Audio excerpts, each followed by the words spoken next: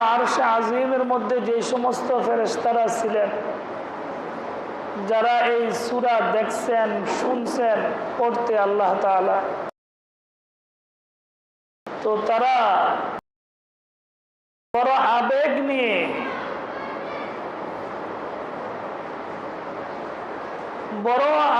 নিয়ে তারা বলতেছিলেন,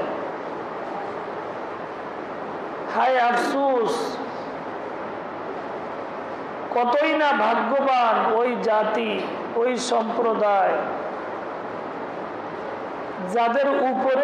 যাদের নবীর উপরে এই সূরাটা দুনিয়াতে নাজিল হবে,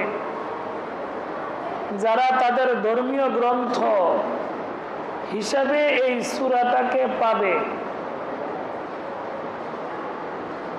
ভাগ্যবান ওই সমস্ত মানুষ যারা এই সূরাটাকে হেফাজত করবে, ইয়াদ করবে, সিনায় ধারণ করবে। ভাগ্যবান ওই সমস্ত নারী পুরুষ যারা এই সূরাটাকে তেলাওয়াত করবে যাদের জবানের দ্বারায়, তারা সবাই ভাগ্যবান। অত্যন্ত চমৎকার, অর্থবোধক, সুন্দর মজমুন বা আলোচনায়, সুন্দর আলোচ্য বিষয়ে সমন্বিত এক সূরা, যে সূরার নাম সূরায়ে তাহা। যারা নিয়মিত তেলাওয়াত করি তারা তো খতমে এই সূরাটাকে আমরা পাই। তার বাচন ভঙ্গি, উচ্চারণ ভঙ্গি,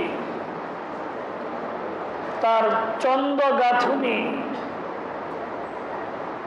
অনেক সৌন্দর্যপূর্ণ। যে সূরার শুরুর কিছু আয়াত,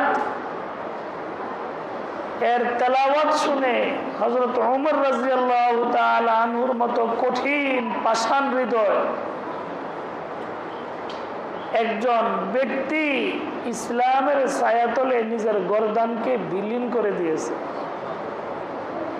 সেই সূরার নাম সূরায়ে তাহা।